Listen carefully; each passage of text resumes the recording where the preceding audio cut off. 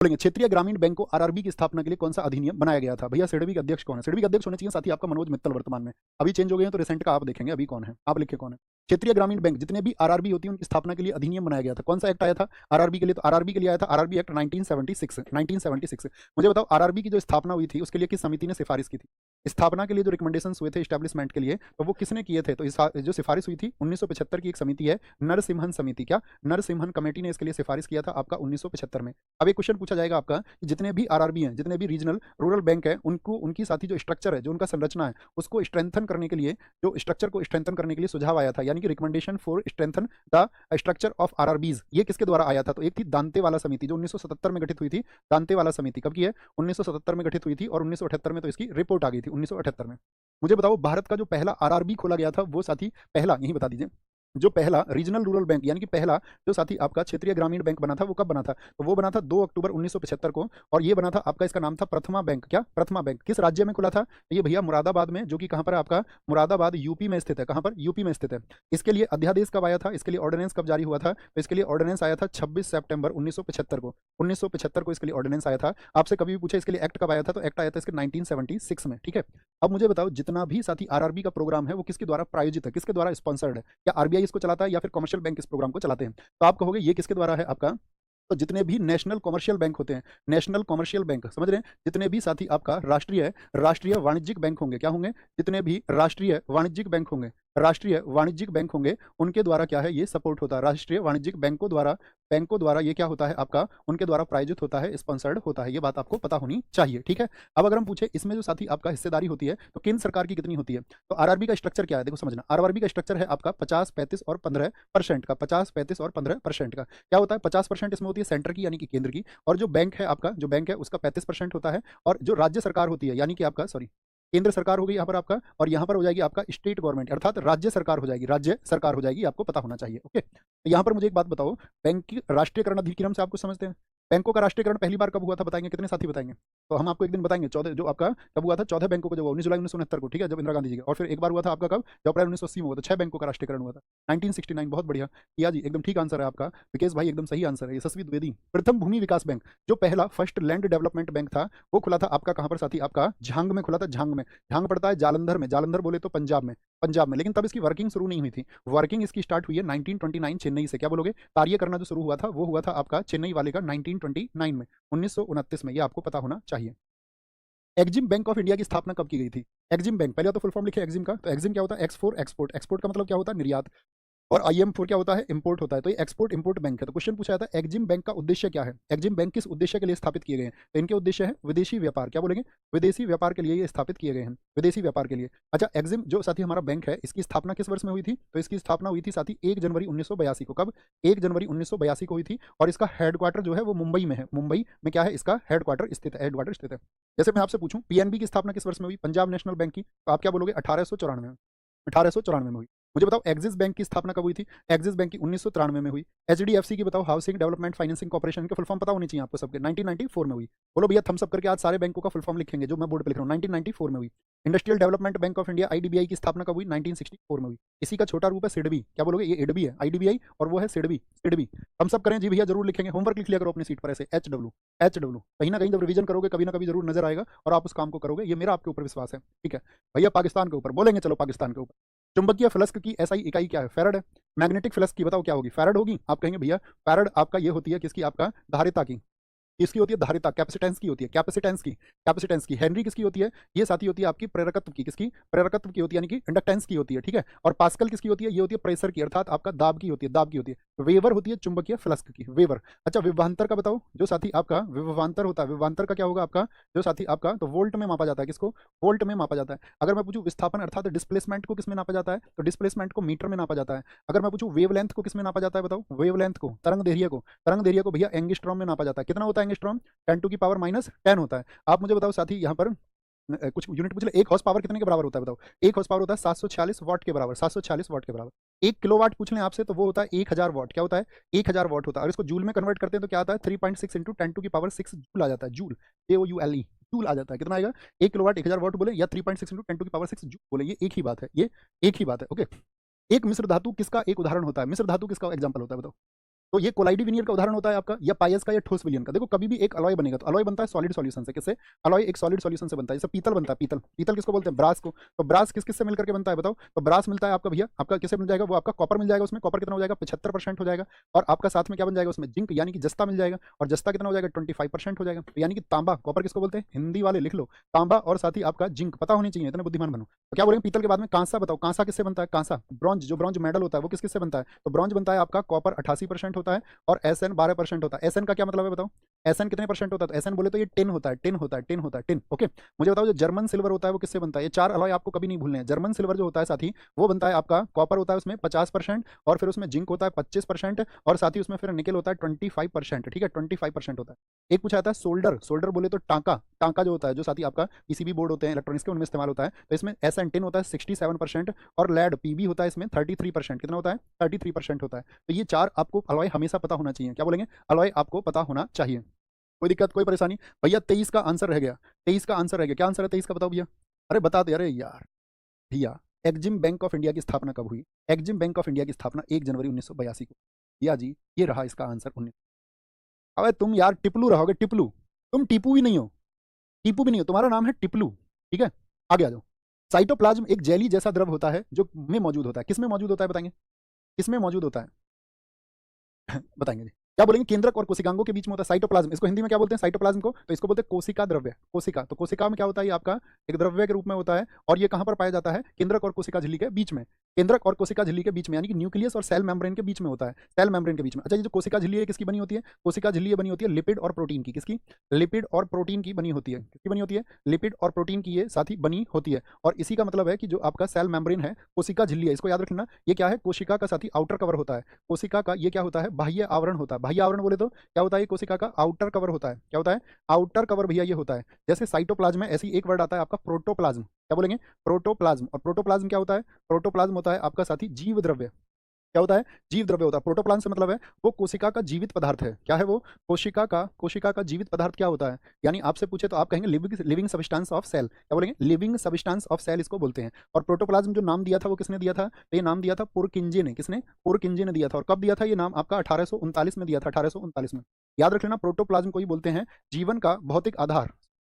Protoplasm आपसे पूछे जीवन का साथी आपका भौतिक आधार क्या है? जीवन का भौतिक आधार किसको कहा जाता है? यानी कि आपका physical basis of life. Physical basis of life, physical basis of life क्या है? वो प्रोटोप्लाज्म है। ठीक है, जिसको हम जीव द्रव्य भी बोलते हैं, या जिसको हम बोलते हैं आपका साथी लिविंग सब्सटेंस ऑफ सेल, यानी कि कोशिका का जीवित पदार्थ भी कहा जाता है। एक पशु के शरीर की सबसे बड़ी कोशिका इनमें से क्या होती है? तो पशु के शरीर की सबसे बड़ी कोशिका होती है न्यूरॉन। क्या बोलोगे? न्यूरॉन। जो कि न्यूरॉन क्या करते हैं? मस्तिष्क में, आपके माइंड में जो इन्फॉर्मेशन है उसका जो आदान प्रदान करता है, आदान प्रदान करते हैं। ओके, और साथ ही यहाँ पर न्यूरॉन को ही हम कहते हैं उत्तेजनीय कोशिका। क्या बोलते हैं इसको? उत्तेजनीय कोशिका। कभी भी पूछ ले आपसे एक्साइटेबल सेल कौन सी है जो आपको एक्साइट करती है किसी चीज के लिए, तो क्या बोलेंगे आप साथी? Excitable cell. एक्साइटेबल सेल कौन सी है आपका? तो वो न्यूरॉन होती है, न्यूरॉन। अगर मैं आपसे पूछूं, जैसे वहां पर कोशिका लिखा हुआ है कि सबसे बड़ी कोशिका, अब मैं क्वेश्चन आपसे कोशिका से ही पूछ लेता हूं कि कोशिका क्या है। तो जीव की सबसे छोटी इकाई कौन सी है? Smallest unit. क्या बोलेंगे? जीव की सबसे छोटी इकाई, यानी smallest unit of living organism. जीव की सबसे छोटी इकाई, smallest unit of living organism, वो कौन सी होती है? वो सेल होती है, कोशिका होती है। अगर मैं आपसे पूछूं जो जंतु कोशिका यानी कि जो एनिमल सेल है, एनिमल सेल में वॉल होता है या नहीं? जंतु कोशिका में भित्ति होती है या नहीं? कितने साथी बताएंगे?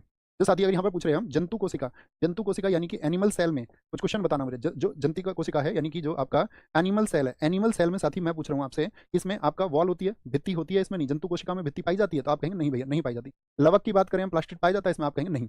लेकिन अगर मैं बात करूं आपसे पादप कोशिका यानी कि प्लांट सेल की, प्लांट सेल जो होती है पादप कोशिका, उसमें साथी आपका क्या बोलेंगे? ये दोनों पाई जाते हैं? हाँ जी। तो पादप कोशिका में अगर वॉल पाई जाती है तो उसकी भित्ति किसकी बनी होती है बताओ जी? पादप कोशिका में जो आपका सेल वॉल है, जो कोशिका भित्ति है, वो किसकी बनी होती है? ये आप सबका आंसर होना चाहिए।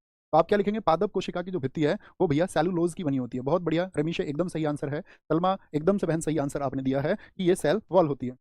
किस देश के तेज गेंदबाज ने जेम्स एंडरसन ने संन्यास लिया? जेम्स एंडरसन ने संन्यास ले लिया। इंग्लैंड के थे, ऑस्ट्रेलिया के, वेस्ट इंडीज, अफ्रीका के? क्या बोलोगे भैया? इंग्लैंड के थे। कितने विकेट थे इनके टेस्ट में? टेस्ट में इनके विकेट थे 704। लेकिन टेस्ट में सबसे ज्यादा विकेट किसके हैं? टेस्ट में इनके 704 विकेट थे। लेकिन क्या बोलेंगे ओवरऑल विकेट किसके हैं? श्रीलंका के मुथैया मुरलीधरन। उनके कितने विकेट? 800 विकेट है। अभी बहुत सारे खिलाड़ी चर्चित हुए। आपका मोइन अली ने संन्यास ले लिया। मोइन अली किस देश के हैं बताओ?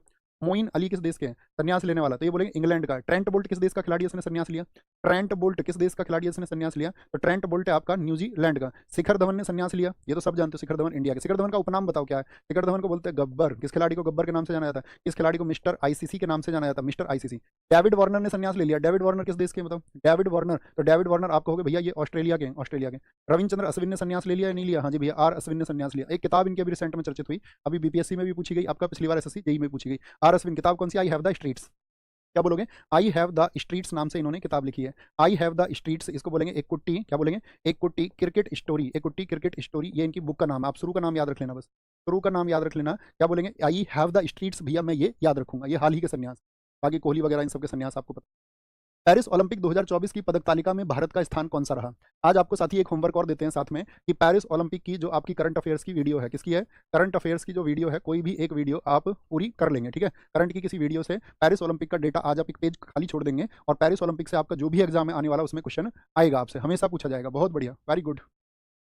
बोलो जी, फटाफट से बताएंगे, आंसर करें। सारे लोगों का आंसर आना चाहिए। क्या बोलेंगे? पेरिस ओलंपिक भारत का स्थान कौन सा रहा था? भैया इसमें 71वां स्थान रहा था। अगर मैं आपसे पूछूं जो पिछला ओलंपिक हमारा हुआ था टोक्यो का, उसमें हमारा क्या स्थान था? उसमें हमारा क्या स्थान था? तो हमारी स्थिति और गिर गई। कितने मेडल आए हमारे इस बार? तो इस बार हमारे मेडल आए थे भैया एक तो आया था सिल्वर और 5 आए थे ब्रॉन्ज। कोई गोल्ड हमारा नहीं आया था, कोई गोल्ड हमारा नहीं आया था। पेरिस ओलंपिक में कौन सी बार था बताओ जरा फटाफट से, थोड़े थोड़े फैक्ट बताओ। ये तीसरी बार हुआ था पेरिस ओलंपिक में, ठीक है? तीसरी बार, पहले 1900 में हो चुका था, फिर 1924 में हो चुका और अभी उसके 100 सालों के लिए यानी कि 2024 में हुआ। कौन से ओलंपिक थे ये? 33वें ओलंपिक थे। 33वें ओलंपिक ये थे आपका। किस नदी के किनारे हुए बताना? किस नदी के किनारे हुए थे? तो नदी का नाम है सीन। सीन नदी के किनारे ये आपका हुआ था। कब से कब तक चला? तो 26 जुलाई से लेकर के आपका 11 अगस्त तक। ये मैक्सिमम डेज चलता है इसका, 16 डेज चला। क्या बोलेंगे? 16 डेज चला। मुझे बताओ फर्स्ट रैंक किस देश की आई थी? फर्स्ट रैंक, तो फर्स्ट रैंक आई है यूएसए की। किसकी? यूएसए की, जिसने कितना आपका 40 गोल्ड थे इसके और शायद 44 या 45 सिल्वर थे। 40 गोल्ड, गोल्ड याद रखना आप, ठीक है?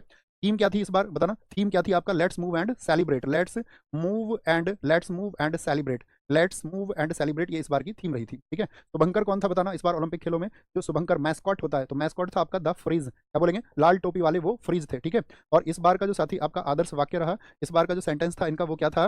Games wide open. क्या बोलेंगे? गेम्स वाइड ओपन, ये इनका स्टेटमेंट था। मुझे बताओ आईओसी अवार्ड किसको मिला? जो इंटरनेशनल ओलंपिक कमेटी है, पहला क्वेश्चन तो मेरा यही रहेगा, इंटरनेशनल ओलंपिक कमेटी कब बनी थी? कब बनी थी? 1894 में बनी थी। जो आईओसी अवार्ड मिला था ये किसको दिया गया था इस बार? तो ये दिया गया अभिनव बिंद्रा को। किसको? अभिनव बिंद्रा। अभिनव बिंद्रा की बुक बताओ, अभिनव बिंद्रा की बुक का नाम बताओ। तो क्या है इनकी? ए शॉर्ट एट हिस्ट्री। 2008 के बीजिंग में आपको पता होना चाहिए, शूटिंग में इन्होंने गोल्ड जीता था। अभिनव बिंद्रा, तो अभिनव बिंद्रा जो है साथी आपका, इनको मिला आपका, ये कौन से बने? सेकंड इंडियन बने। तो पहले भारतीय कौन आईओसी अवार्ड पाने वाले? आईओसी अवार्ड पाने वाले ये थे आपका दूसरे। तो आईओसी अवार्ड पाने वाले पहले पूछे तो इंदिरा गांधी जी को मिल चुका है। कोई खिलाड़ी है बस सम्मान में दे दिया, इंदिरा गांधी। इंदिरा गांधी, हमारे यहाँ जो खिलाड़ी को मिलना चाहिए वो किसी और को मिल जाता है, ठीक है? क्या बोलेंगे इस बार? आप ये पढ़ लेंगे, थम्स अप करो जी भैया। हम एक अच्छा सा डेटा, एक पेज खाली रखेंगे और एक वीडियो देखेंगे कोई आपका, और उसमें से हम तैयार करेंगे। आदर्श सर का देख लेना। ये इस बार के 6 लोग हैं, 6 लोग हैं। तो एक ही ओलंपिक में देखो 2 जीतने वाली कौन बनी थी आपका? कौन से? तो यहाँ पर देखो आपका कौन, ये मनु भाकर यहाँ भी थी और मनु भाकर यहाँ भी थी। एक ही ओलंपिक में 2 जीतने वाली पहली भारतीय बन गई मनु भाकर, ठीक है? सबसे कम उम्र के यानी कि युवा 21 वर्ष की एज में, 21 वर्ष की एज में अमन सहरावत बन गए। एक स्क्रीनशॉट ले लो इसका और अगले क्वेश्चन पे आ जाओ। भारत के 76वें गणतंत्र दिवस पर मुख्य अतिथि कौन थे? आज हमारी क्लास अगर भैया नहीं आते वो आपका क्लास में, तो परफेक्ट हो जाती 1 पॉइंट आपका 30 आवर में, 1.5 घंटे की रखेंगे, ओके? क्या बोलेंगे? जोको विडोडो या लूला दा सिल्वा प्रोबोवो सुबियांतो। प्रोबोवो सुबियांतो किस देश से आए हैं बताओ? इंडोनेशिया से। इंडोनेशिया से हमारा बहुत पुराना संबंध है गणतंत्र दिवस के मामले में, कैसे बताना? इंडोनेशिया से। पहले मेरा क्वेश्चन बताओ, इस बार जो गणतंत्र दिवस पर झांकी निकली थी उसमें पहली झांकी कौन से आपका राज्य की रही थी? आपको बताना। क्योंकि देखो जब 1950 में 26 जनवरी 1950 में हमारा पहला गणतंत्र दिवस था, तब भी साथी इंडोनेशिया से ही आए थे। सुकर्णो, कौन आए थे? सुकर्णो। ये साथी हमारे गेस्ट रहे हैं, अतिथि। सुकर्णो आए थे कहाँ से? इंडोनेशिया से। इंडोनेशिया से। मुझे बताओ दोस्त आपका 1951 में कौन आया था? तो 1951 में आए थे आपका, 1951 में आए थे आपका त्रिभुवन विक्रम साहा। कौन आए थे? त्रिभुवन विक्रम आए थे, जो कि कहाँ से आए थे? नेपाल से आए थे। कहाँ से भैया? नेपाल से आए थे। 1952 में कोई आया था क्या हमारे यहाँ पर? 1953 में हमारे यहाँ पर कोई आया था क्या? 2021 में हमारे यहाँ पर कोई आया था, 2022 में। ये ऐसे हैं जहां पर कोई नहीं आया है, याद रख लेना। और इस बार आ गए हैं आपका प्रोबो सुबियांतो आ गए हैं।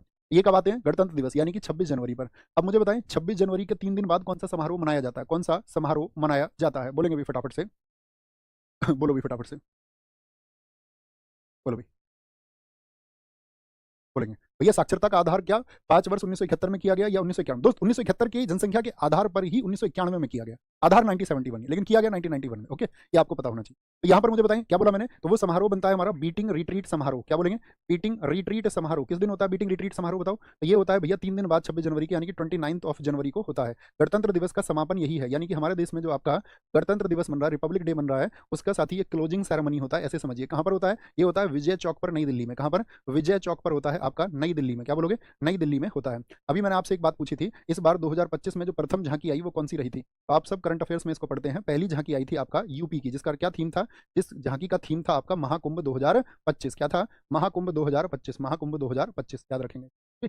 और आज का आपका होमवर्क है, पहली बार गणतंत्र दिवस जो साथी परेड थी वो कहाँ पर आयोजित हुई।